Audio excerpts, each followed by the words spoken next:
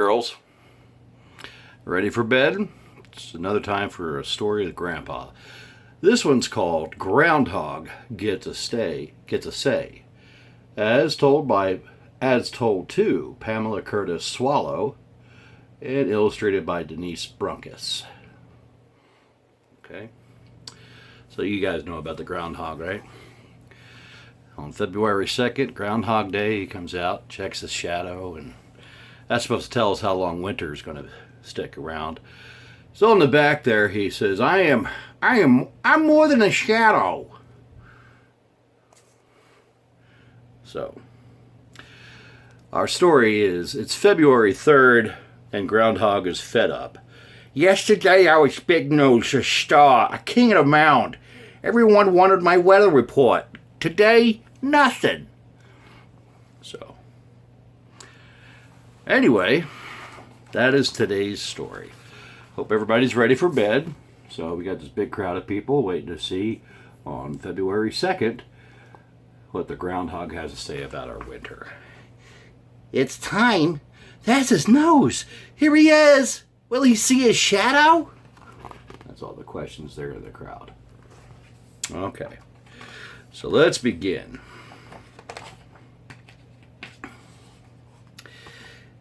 Yes, he does. Then we're going to have 6 more weeks of winter. And there he is. It sees a shadow. All right, so he's got a couple of friends here with him today. He's got a crow, a squirrel, and another groundhog, it looks like. So let's see what they have to say about that one. Crow says, "He's going to be impossible." Squirrel said, He's getting a fat head. And his fan, the other groundhog, says, "He's great, huh? I want to be just like him." All right. So, Groundhog gets a say. It's now February 3rd. I don't get it. Where is everybody? Yesterday I was Big Nose, a star, king of mound. Everybody wanted my weather report. Today, nothing. This happens every year. My holiday ought to last longer than a day. I don't just do weather. Groundhogs deserve better. A week, maybe. No, make that a month. February should be Groundhog Appreciation Month. Well, let's see what his friends had to say about that. He's already the only animal with a national holiday. Unless you count the turkey, says Crow. But look where he ends up. At the end of the day, says Squirrel. Shush, this is important, says his friend the publicist.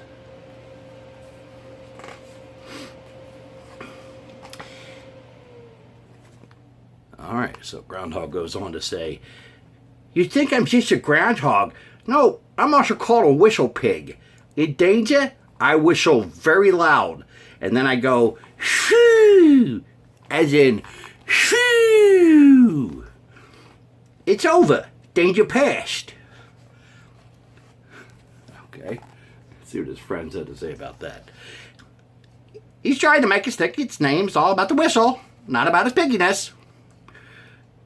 I can think of a few other names to call him, like Mr. Full of Himself, says the squirrel. Hey, you're talking about my hero, says the publicist.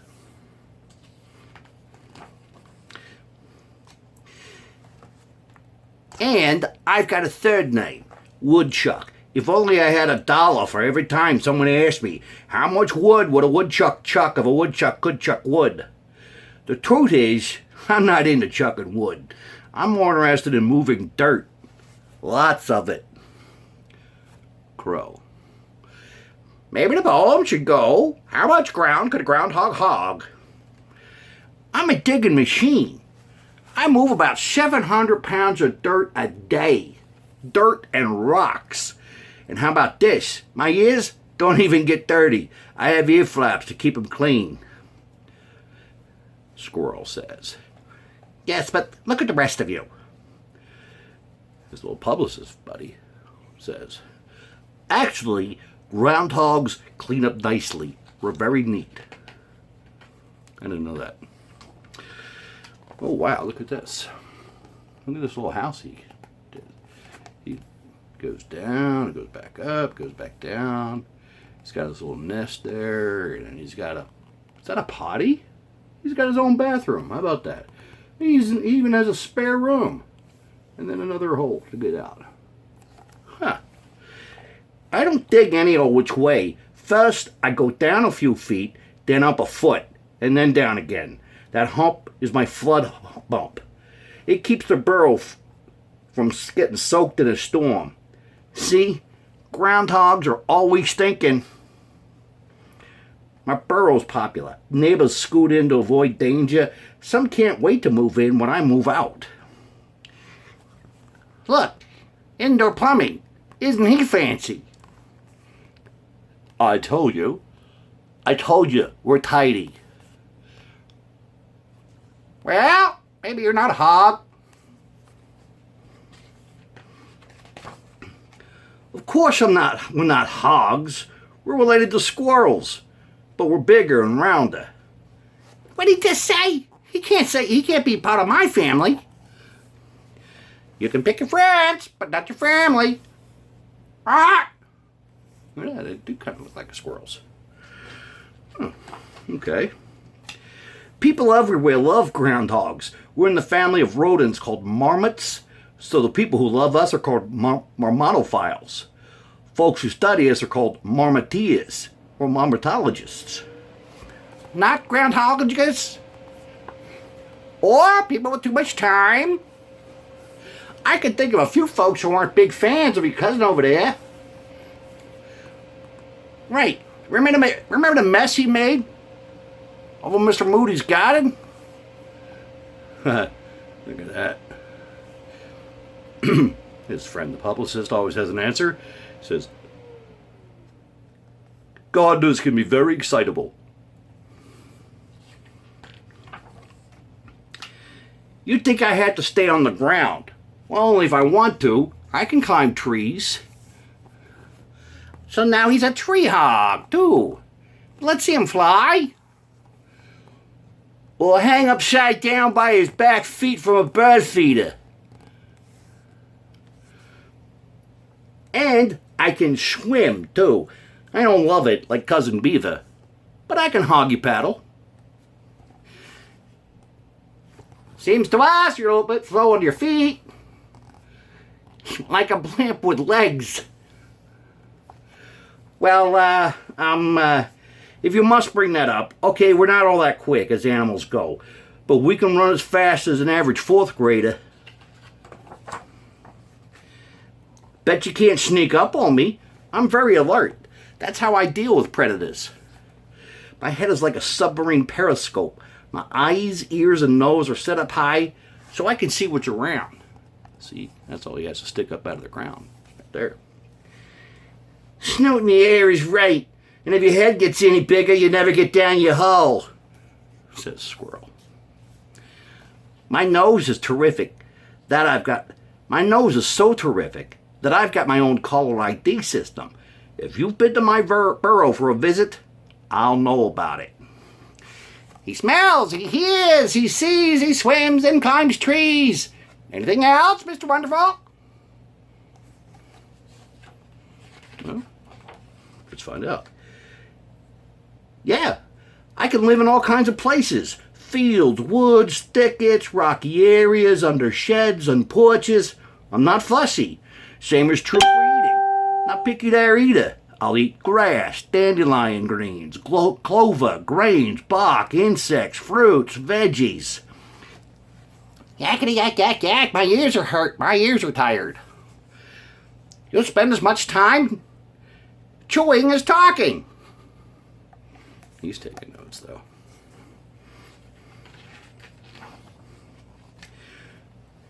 Speaking of eating, my chompers aren't just for chewing. My fabulous teeth even help dig my burrow. They're strong enough to gnaw through roots and move rocks. I can chatter my teeth so loudly that my enemies turn and flee. Can you do that? I didn't think so. Well, I can. I can do that and more. I have special teeth that keep growing. Gnawing keeps them just the right length. Too long, like that beak of yours, wouldn't be good. Hey, squirrels have those kind of teeth too.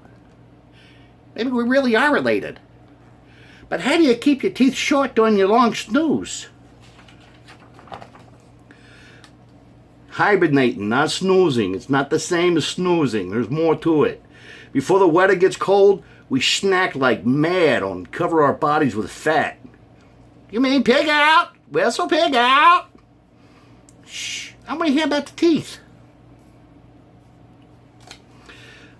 I'm getting to that. When I'm ready to hibernate, I go down in my burrow and seal myself into a lower chamber so that no one will disturb me. In my hibernation slumber, I barely breathe, about only once every 6 minutes, and my heart beats only once every 4 or 5 minutes. Everything slows way down. My teeth even stop growing. That's amazing. It must be very dark and stuffy in there. And don't you get hungry? It does look kind of dark and stuffy. Nope. My amazing body isn't doing anything except getting thinner. I'm barely even aging. I'd like that. I'm tired of being called an old crow. So, you just wake up and give us the weather report? Well, yeah, but when the days are warmer, I also feel the need for a snack and a date with a mate. Yeah. When I find a mate I like, we chuckle and chat at each other. We touch noses and rub cheeks. Oh, that's sweet. Very cute. Yuck. Disgusting. Not looking forward to that part, I guess. I'm not only cute, I'm helpful. Scientists are trying to figure out if people could hibernate, as groundhogs do. They study us to learn more about body rhythms and cycles of animals, including people. Maybe one day folks will climb aboard a space vehicle, hibernate, and wake up on Mars. Well, that would be something. I'd sign up for one of those trips. I hope there's food on Mars.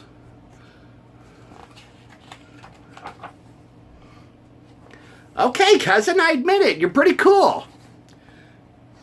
Yeah, you've got a few talents. You're the hog. Operation Groundhog will start immediately. The world will know the hog truth. Looks like it. He's signing books. People are lining up to see him sign his book. That kid even got a toy groundhog under his arm. All the way out the door, everywhere he goes, people want his autograph. There you have it, kids. Groundhog got his say. It's interesting. I didn't know all that about groundhogs. How about you? Okay, bedtime. Got teeth brushed. Everybody in bed. Grandpa loves you, girls. Sleep tight.